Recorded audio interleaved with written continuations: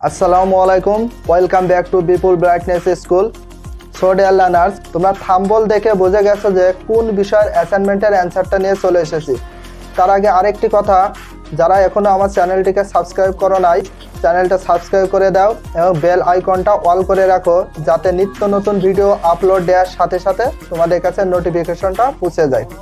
So dear learners, let's go to watch the computer screen for the assignment answer.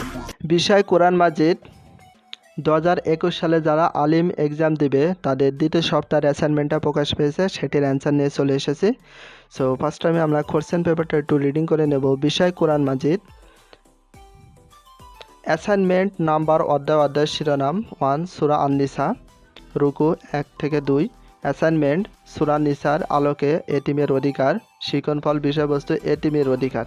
কিছু নির্দেশনা দিয়েছে, নির্দেশনাগুলো তোমরা খুব ভালো করে একটু রিডিং করে নিও। এই যে নির্দেশনাগুলো খুব ভালো করে রিডিং করে নিও। তোমাদের যে মূল টপিকস বা 4টি কোশ্চেন আছে ক থেকে ঘ পর্যন্ত, এই বিষয় ধারাবাহিকভাবে তোমাদের রাইটিং করতে হবে। নির্দেশক ক নাম্বার, মিরাসে এতিমের অধিকার, এতিমের সম্পদ সংরক্ষণ, এতিমের সম্পদ অন্যায়ভাবে ভক্ষণে পরিণতি। খ নাম্বার, উদ্ধৃত আয়াতটির অনুবাদ। গ নাম্বার, উদ্ধৃত শব্দাবলীর তাহকিক সম্পাদন। ঘ নাম্বার, উদ্ধৃত আয়াত অংশটির তারকির।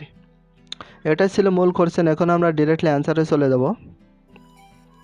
শ্রেণী আলিম 2021 দ্বাদশ, বিষয় কোরআন মাজিদ, দ্বিতীয় সপ্তাহ, বিষয় কোড 201, অ্যাসাইনমেন্ট নাম্বার 1। অ্যাসাইনমেন্টের শিরোনাম এতিমের অধিকার। ভূমিকা, উল্লেখিত প্রশ্নে এতিমের প্রসঙ্গে বলা হয়েছে, এতিম মানে অনাথ, যাদের বাবা মা নেই, এরা হলো আমাদের কাছে আমানত। এদের প্রতি স্নেহ ভালোবাসা মুমিনের ইমানি দায়িত্ব। এখানে এতিমের অধিকার প্রদত্ত আয়াতের বঙ্গানুবাদ এবং তারকিব নিয়ে আলোচনা করা হচ্ছে। মিরাসে এতিমের অধিকার।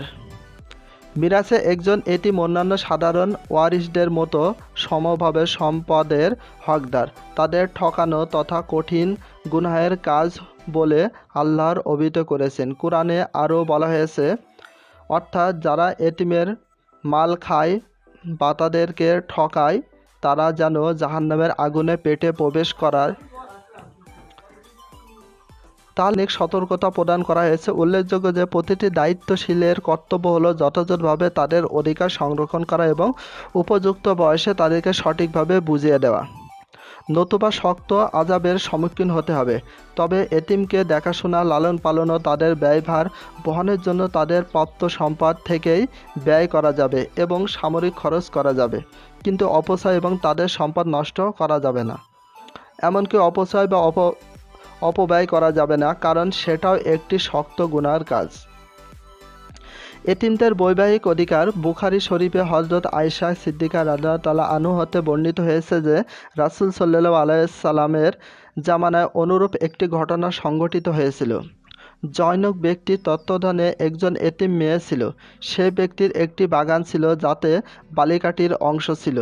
সে ব্যক্তি মেয়েটিকে বিবাহ করে নিল, কিন্তু নিজের পক্ষ থেকে দেনমোহর তো আদায় করলই না, উপরন্তু বাগানে মেয়েটির যে অংশ ছিল তাও সে। এছাড়া আরও এক ধরনের জঘন্য কাজ তারা করত, যা চরম অন্যায়, অমানবিক এবং চরম পাপ। তা হলো নিজ তত্ত্বাবধানে রক্ষিত এতিম নারী যদি সুন্দরী কিংবা খুব সম্পদশালী না হতো, তাহলে একে তো তারা নিজেরা তাকে বিবাহ করতো না, সম্পদ অন্যর হাতে চলে যাবে এই অংশর অন্যত্ব বিবাহ দিত না।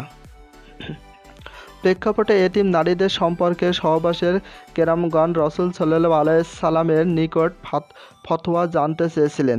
জবাবে আল্লাহ তাআলা এতিম নারীদের প্রতি জুলুম নির্যাতন অবসান, অধিকার সংরক্ষণ এবং তাদের প্রতি ইনসাফপূর্ণ আচরণের প্রতি বিশেষ তাগিদ দিয়েই জিজ্ঞাসার জবাব প্রদান করেছেন।